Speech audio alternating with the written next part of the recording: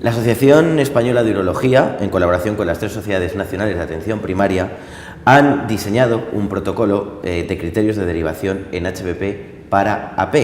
HPP, que significa hiperplasia benigna de próstata, una enfermedad que afecta a la inmensa mayoría de varones más allá de los 50 años y que en España se calcula que 2 millones la padecen, pero no están siguiendo ningún tipo de tratamiento. Para hablar sobre esta cuestión, en este debate de Sanitaria 2000, contamos con Francisco José Brenes, coordinador del Grupo de Urología de Emergen, y con José María Molero, coordinador del Grupo de Nefrourología de Senfic. Bueno, abrimos el debate. La primera pregunta sería: ¿cuál es la prevalencia de la patología y los síntomas del tracto urinario inferior y si se han detectado cambios en los últimos años? Bueno, empiezo yo. Empieza. La prevalencia, hay una prevalencia media y una que evidentemente aumenta con la edad, porque esta es una enfermedad que su frecuencia en los varones aumenta con la edad. Se relaciona claramente con el crecimiento de la próstata, que es una glándula, y la glándula está muy relacionado con el paso de los años de su crecimiento. La prevalencia media puede oscilar entre un 15%, 15-20%, pero en determinados grupos de edad, ya cuando nos acercamos a edades más avanzadas, por encima de los 75 años, estamos hablando de casi una tercera parte de los varones que pueden llegar a presentar lo que es la enfermedad. La enfermedad no solamente es ese agrandamiento de la glándula, sino que existen unas sintomatologías asociadas a ese agrandamiento y por lo tanto también a veces una disminución del flujo urinario desde la vejiga. Esas 3 características son las que las presentan en los pacientes cuando hablamos de esa HPP clínica y por lo tanto cuando hablo de prevalencia se está refiriendo a esas 3 características en el mismo paciente. ¿Algo que añadir a los...? Sí, bueno, yo estoy totalmente de acuerdo con José María, como es lógico. Lo que sí que yo creo que hay un aspecto que es muy importante, que no siempre que un paciente presenta síntomas del tracto urinario inferior, tengamos en cuenta que la causa es la hiperplasia benigna de próstata. Pues claro, los estudios nos dicen que se puede decir que casi la gran mayoría de los varones alguna vez en su vida, sobre todo con la edad, van a presentar algunos de los síntomas que podemos definir como, que a veces se confunde como de la HPP. Es importante que nos quedemos con ese concepto. Síntomas puede ser causado por cualquier otra patología. El crecimiento de la próstata no siempre va a generar síntomas y hace falta, como ha dicho José María, los tres componentes: crecimiento, síntomas y una dificultad al vaciado vesical. La segunda pregunta que incidimos en este bloque era si se han detectado cambios en los últimos años respecto a la prevalencia de esta patología. Más que cambios, lo que ha ocurrido es un factor demográfico. El envejecimiento de la población aumenta la carga de presencia de la enfermedad en nuestros pacientes. Claramente se relaciona con la edad y por lo tanto cuanto más aumenta la expectativa de vida, la edad media, aumenta la enfermedad. No es una enfermedad que tenga un factor epidemiológico que haga aumentar claramente su prevalencia, sino que forma parte de lo que es el envejecimiento de la glándula y de las estructuras que le rodean y por lo tanto no se espera ni debe esperarse un aumento brusco importante de esos números de casos, sino básicamente en función de las características de los pacientes, sobre todo de la edad. Bueno, siguiente pregunta. ¿Qué causas, más allá de la edad, se han detectado para que se presente? Bueno, como estamos comentando, no todos los varones van a tener a lo largo de su vida lo que conocemos como una hiperplasia benigna de próstata. La edad, siendo un factor importante, podemos decir que no es el único factor. Sobre todo se ha visto que suelen ser pacientes que tienen cambios a nivel hormonal. A veces hasta hay diferentes teorías. Hay quien dice que existe una hiperestimulación de lo que sería la 5-alfa, la estimulación de la 5-alfa reductasa, que sería la enzima que nos va a producir un aumento de dihidrotestosterona, que es lo que nos va a producir crecimiento de la glándula. A veces también se ha visto que puede haber una alteración en lo que sería el equilibrio entre estrógenos y testosterona. Esto nos va a generar pues, muchas veces una estimulación de la parte no solamente glandular de la próstata, también la parte muscular. Embriológicamente la próstata tiene orígenes que no son comunes. Uno sería la parte periférica, tiene un origen embriológico distinto a lo que sería la parte central, ¿no? Entonces la parte central es más muscular Y se ha visto que muchas veces se produce una hiperestimulación de estas zonas por diferentes causas. Aquí, causa única en sí, se puede decir que sería el tener testículos. Un hombre que tiene testículos va a tener una HBP y que vaya cumpliendo años. Luego hay diferentes teorías que más o menos serían un resumen de lo que yo les acabo de comentar. Yo quería añadir a lo que dice Paco, la importancia que tiene cada vez más en los diferentes estudios la relación con factores de riesgo cardiovascular, es decir, también probablemente haya un factor dentro de esos factores que ha dicho Paco que contribuyen a esa estimulación del crecimiento de la glándula, es el factor de isquemia o de factor incluso de disminuir un poco en cierta medida el flujo hacia esa glándula. La glándula se defiende con una serie de factores de crecimiento que probablemente pueda facilitar también el que se acelere el crecimiento. De hecho, ¿verdad? Hay mucha relación de estudios en los que los pacientes con esos factores de riesgo que pueden provocar un problema cardíaco, cardiovascular, aumenta la expresión sintomática, aumenta la probabilidad de que desarrollen síntomas más rápidamente que aquellos que no tienen esos factores de riesgo. Bueno, sí, se está viendo que los pacientes que tienen patologías metabólicas, diabéticos, tienen mayor probabilidad de presentar la hiperplasia benigna de próstata. Igualmente, en algunos estudios se está observando que dentro del HBP hay un componente también inflamatorio y se ha visto que pacientes que tienen pues, un aumento de proteína C reactiva, posiblemente también se ha visto que hay una relación no solamente con la artritis, con problemas inflamatorios de otros órganos. Bueno, es un poco decir, yo creo que la glándula no deja de ser una manifestación, como hemos dicho, de envejecimiento y de patologías que nos van a producir una alteración, inflamatorios, hormonales, vasculares, es un poco isquémicos. Esto se está viendo cada vez y bueno, y hay una relación que cada vez se está viendo más, la presencia de disfunción eréctil con la HBP, que son dos patologías que se está viendo que puede que haya componentes que pueden decir etiológicos afines. Pero bueno, estos son una serie de teorías, hipótesis que parece ser que tienen una base de lo que sería el hiperinsulinismo, estimulación bueno, sobre todo de receptores alfa, pues un poco, pero bueno, esto ya sería explicar a lo mejor demasiada fisiopatología, ¿no? Pero que se está viendo que hay muchos factores relacionados. Y para una enfermedad con tanta prevalencia, ¿qué riesgos presenta para el que la padece? Que es la mayoría de varones de la tercera edad. Yo creo que siempre tenemos que transmitir los profesionales sanitarios el mensaje de tranquilidad a la población.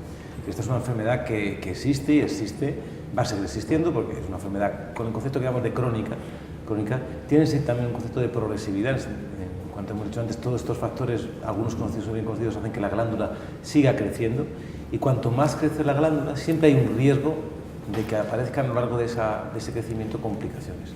Las complicaciones iniciales son los síntomas, es decir, cuanto más crece es más probable. No hay una relación 100% o lineal, pero sí que es más probable que el paciente tenga síntomas y sobre todo pueda tener, lo que hemos dicho antes, una obstrucción del flujo. Esa obstrucción del flujo es la que va a generar diferentes complicaciones en ese paciente. No todos los pacientes van a evolucionar esas complicaciones. Hay algunos pacientes que se sabe que sí que tienen mayor riesgo.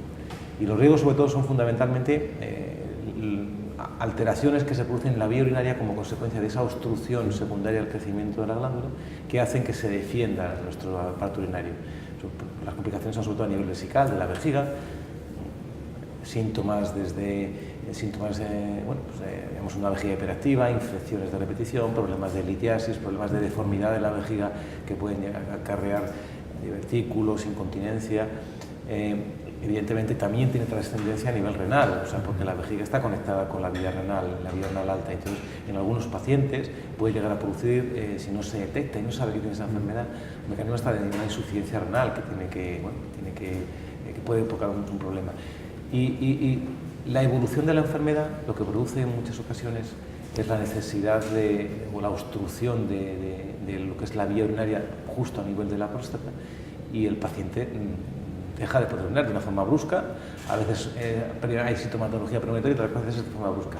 Y claro, el paciente en esas circunstancias lo que va a tener, la única solución que le queda en la mayoría de las veces es la cirugía para poder desobstruir esa vía que ya está cerrada por el crecimiento prostático.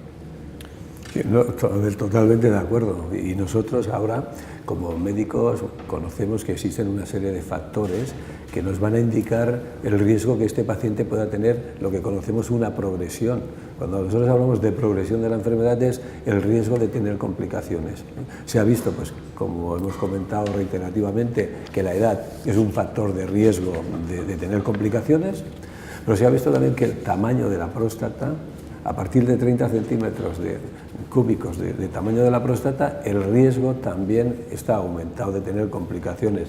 Pero también sabemos que el nivel de PSA, el valor de PSA, indirectamente a los médicos nos va a dar una información, y se sabe que un PSA por encima de 1,4 nanogramos milímetro nos va a indicar que este paciente posiblemente, no quiere decir que vaya a tener complicaciones, pero posiblemente es un paciente que tenemos que mirarlo con mayor atención, porque es ese paciente que a pesar de que tenga también síntomas, si tiene una próstata agrandada y si a esto le unimos que pueda tener un flujo disminuido, lo que pasa es que los médicos de atención primaria no podemos hacer flujometrías, pero podemos preguntar, ¿te cuesta empezar a orinar? ¿Notas que el flujo es un poquito más débil? Pues un paciente que nos dice todas estas características que vemos, nosotros tenemos que tener en cuenta que este es el paciente que, si no intervenimos adecuadamente, posiblemente es un paciente que va a tener complicaciones a la larga, pues con una intervención quirúrgica, va a hacer una retención aguda de orina. Bueno, lo importante es detectar los pacientes con factores de riesgo. Sí, yo quiero también, porque claro, el mensaje sanitario tiene que ser de tranquilidad a los profesionales, sí, sobre todo a la población. Pero sí que los profesionales lo que se nos pide es que detectemos precisamente esos pacientes con más riesgo, y es ahí donde tenemos que actuar.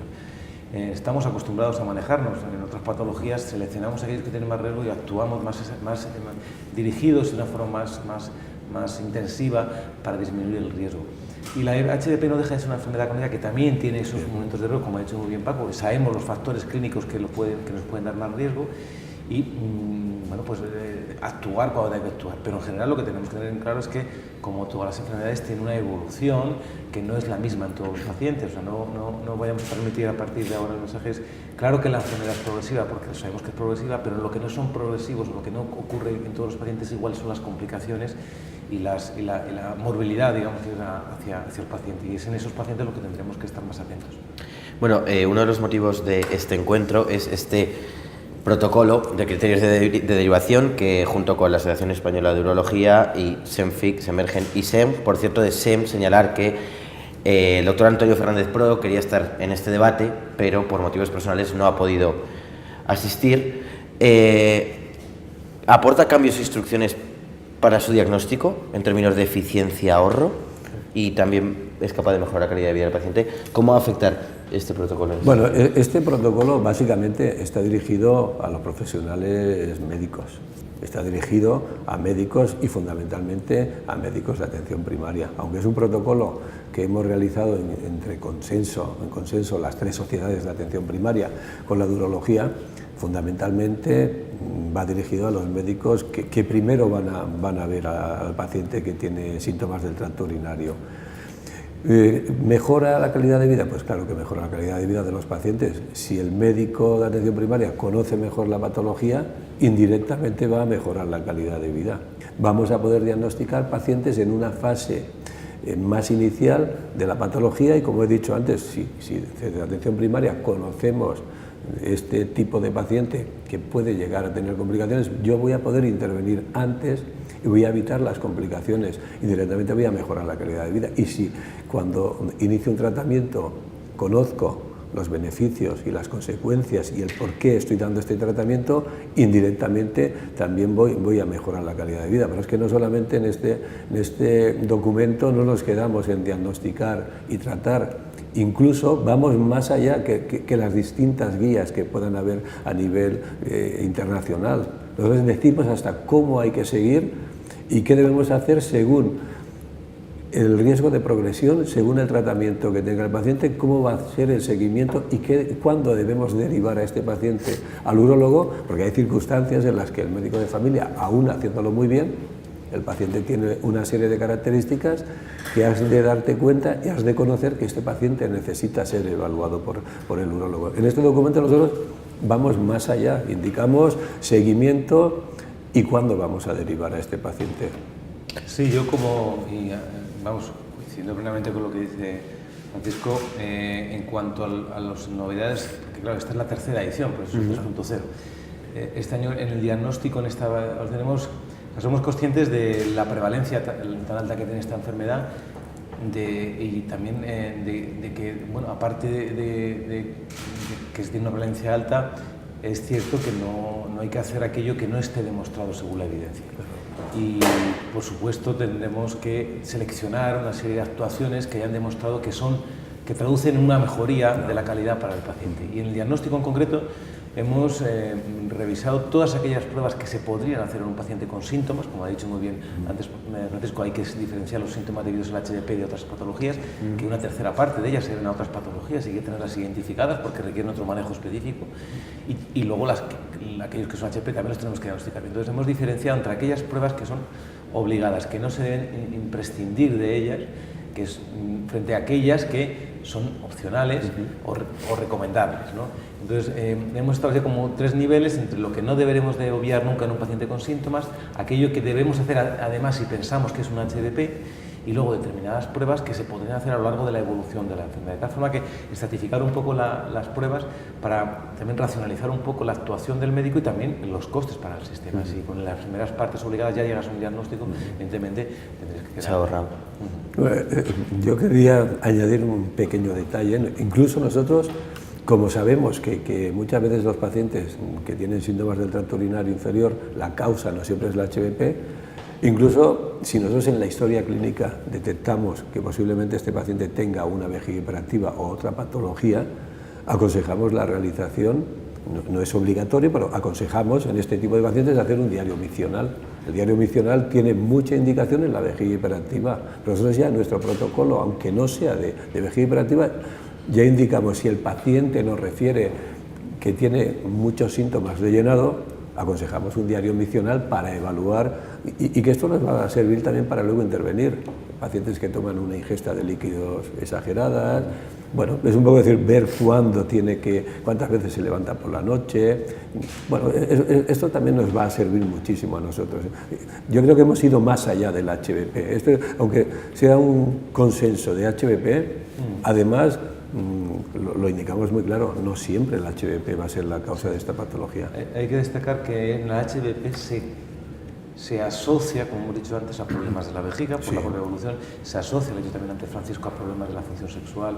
Es decir, que la HBP realmente bueno, es una etiología de la enfermedad que hemos dicho aparece con la edad, y lógicamente la propia enfermedad en sí deriva en asociaciones más frecuentemente a otras enfermedades de la vía urológica, y por lo tanto, cuando hacemos el diagnóstico no tenemos que aislar al paciente de sus síntomas para el HP de otras patologías que pueden estar ya presentes en ese momento.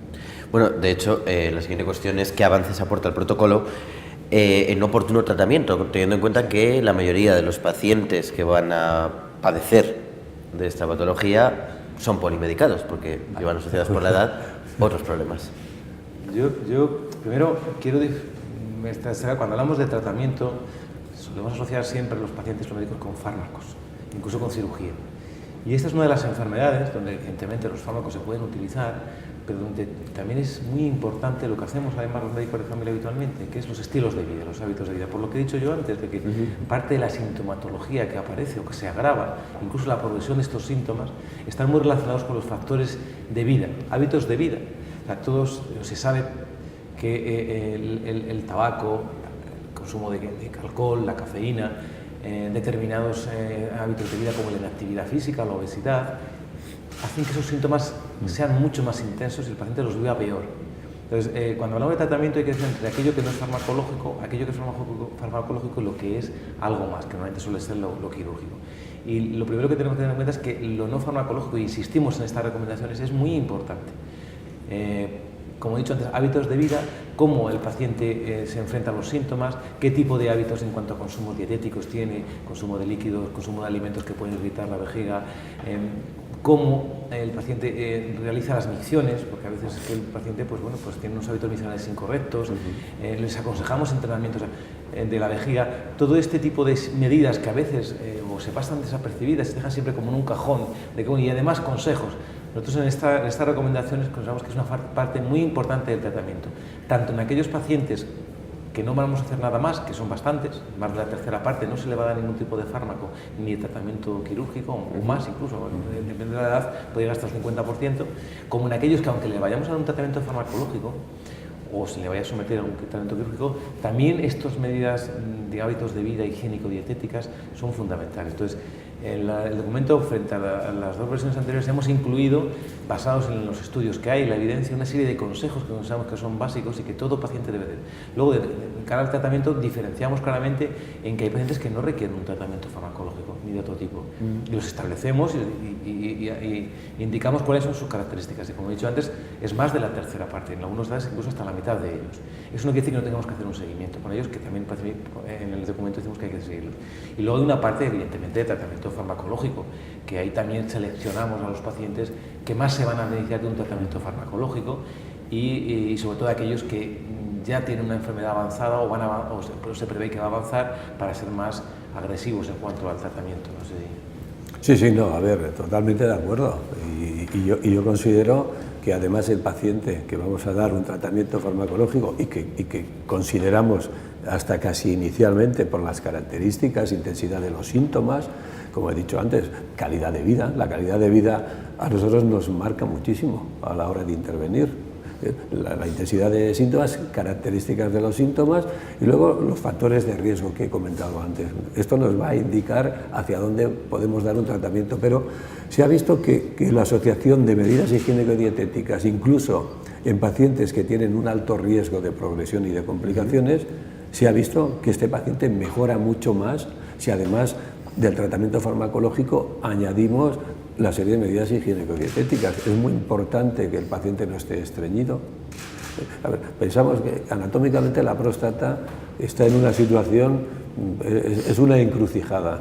Tiene por encima la vejiga, atravesada por la uretra, la parte posterior está el recto, las vesículas seminales desembocan en la uretra, hay en la zona prostática de la uretra. Es un poco decir, cualquier patología de órganos vecinos se nos va a manifestar sintomáticamente parecida, pero es que cualquier patología de la próstata también nos va a generar patología parecida, ¿no? Entonces, si el paciente tiene un buen vaciado vesical, evitamos lo que ha dicho José María, irritantes vesicales, cafeína, alcohol, el paciente no está estreñido, evitamos la obesidad. Todo esto nos va a facilitar que la próstata indirectamente también se encuentre mucho mejor. Yo quería destacar, porque la pregunta también era sobre la polimedicación. Sí, bueno, sí, le ofrecerse a un paciente que por edad... Tenemos que, o sea, en aquellos que tenemos que recurrir a un tratamiento farmacológico, porque evidentemente a algunos, pues, cuando el paciente le diagnosticamos, desgraciadamente porque no es una enfermedad que el paciente suele manifestar al médico. Sí, de eso hablaremos luego. A veces ya lleva una necesidad de tratamiento farmacológico. En el mismo momento del diagnóstico, otras veces no. Y lo que queremos es que desde ya se diagnostiquen antes de empezar ese tratamiento farmacológico, porque a veces llegamos tarde. Pero bueno, cuando requiere tratamiento farmacológico hay que decir que los fármacos que disponemos ahora mismo son fármacos que en algunas ocasiones sí que puede haber una cierta interacción con otros fármacos, sobre todo de tipo cardiovascular, porque son pacientes que la mayoría tienen su hipertensión, su diabetes, otros factores de riesgo. Entonces sí que se ha visto que, bueno, que hay unas ciertas interacciones, pero controlables. Son unas interacciones muy conocidas. Cualquier profesional médico de familia que trabaja o profesional sanitario que trabaja con estos pacientes conoce perfectamente esas interacciones y no llegamos a hablar de una incompatibilidad, sino unas ciertas interacciones que tenemos que tener en cuenta a la hora de manejar estos tratamientos. Pero no podemos, si el paciente necesita un tratamiento farmacológico, en este momento, a pesar de que esté con otras medicaciones, no podemos decir que se vaya a privar si necesita esa medicación, sino que hay que hacer pequeños ajustes o correcciones. Bueno, esto sí que es importante conocer los fármacos que toma por otras patologías de cara al tratamiento que vamos a pautar. Por ejemplo, alfa-bloqueantes. Cada vez está más claro que la utilización de alfa-bloqueantes tiene que ser selectivo y pensando solamente en tratar la próstata. Algunos alfa-bloqueantes también son hipotensores, entonces es un error utilizar pues, los alfa-bloqueantes que no son uroselectivos porque nos pueden producir hipotensión, síncope y además los pacientes suelen ser hipertensos y están tomando otros fármacos. Entonces, es un poco, tenemos que tener en consideración qué otras patologías y como ha dicho José María, que no nos interfiera el tratamiento lo mínimo posible, ¿no? E igualmente, pacientes que son hipertensos y toman diuréticos, pues a lo mejor, si este paciente tiene síntomas de llenado, que sería pues un aumento de la frecuencia miccional, una urgencia miccional, pues muchas veces no puede ser por un HBP, puede ser por el tratamiento diurético que hemos pautado. Y esto lo tenemos también que tener en consideración, ¿no? Que no siempre va a ser la causa el HBP de los síntomas, puede ser algún fármaco que nos está aumentando la diuresis. Sí, hay que destacar muchas veces el tratamiento de los sedantes hipnóticos que utilizamos mucho con los pacientes mayores, para tranquilizarles a veces porque tienen ciertas pautas de comportamiento, asociado muchas veces a enfermedades o por el envejecimiento, y que muchas veces son causa de sintomatología. Entonces, como ha dicho muy bien Paco, hay que tener cuidado que a veces estamos generando con fármacos de síntomas que nos pueden llegar a confundir. Bueno, lo que me gustaría saber un poco más de puertas para adentro, pero ¿qué importancia ha tenido la colaboración de las 3 sociedades de atención primaria junto con la Asociación Española de Urología en la creación del protocolo? ¿Cómo ha sido ese trabajo y cómo ha sido ese trazo de sinergias? Yo creo que este protocolo es como los buenos guisos, con mucho tiempo y a fuego lento. Esto es el resultado de, podemos decir, 8 años de colaboración. Esto no es algo que acaba de caer de un árbol porque se ha caído no. Esto está muy meditado, muy madurado.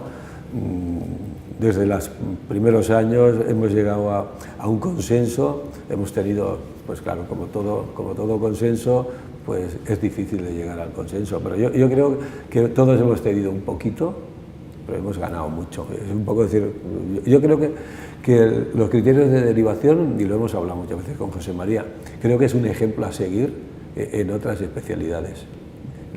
La coordinación, la sintonía que hemos tenido la Sociedad Española de Urología y las 3 sociedades de primaria, yo no sé si se puede conseguir en otras esferas, pero este es el documento de todos. Sí. Lo consideramos nuestro todos. Y en estos 8 años que usted comenta de trabajo, hasta esta tercera hemos hecho 3 versión, las posturas que han sido más sencillas de acercar, ¿han notado también esa evolución de colaboración? Más claras. Han sido más claras, nos conocemos mejor. Está claro, porque además yo destacaría también que yo creo que es, por ejemplo, la única guía, porque a nivel nacional y que tiene una repercusión internacional, que se ha hecho entre médicos de familia y urólogos. Tenemos la recomendación de la Sociedad Europea de Urología, la europea de la NICE, las recomendaciones de la Sociedad Americana de Urología, tenemos las recomendaciones de la Sociedad Australiana, por ejemplo, de médicos de familia sobre el manejo, pero que haya una colaboración de las especialidades que abarcan la atención primaria y la especialidad que abarca el hospital,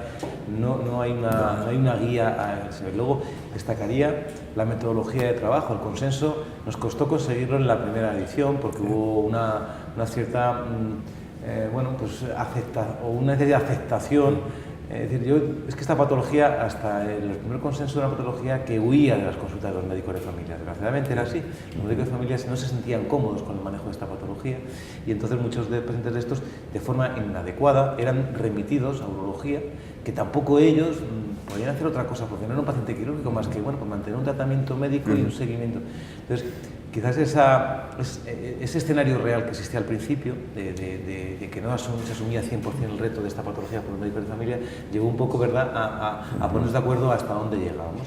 Y llegamos hasta un consenso en el que prácticamente, y así lo decimos en muchos documentos, el 70-80% de los pacientes con esta patología es una patología de manejo, básicamente la consulta del médico de familia por el médico de familia, porque lo que hay que hacer es algo que hacemos todos los días: consejo, seguimiento y controlar cuando ponemos algún tratamiento. Entonces, yo creo que eso se tradució en la segunda edición, y la tercera creo que se ha implementado, el tener claro que este paciente es un paciente claramente de manejo la mayoría de las veces por primaria, y cuándo debe intervenir el compañero de urología en el manejo, sin ningún tipo, ¿verdad?, de sentimiento de pertenencia del paciente, que muchas veces en las colaboraciones siempre, oye, que el paciente es mío, me estás quitando al paciente. No, es todo lo contrario, el paciente es de los dos y yo llego hasta aquí, yo ahora intervengo y luego vuelves a hacerlo.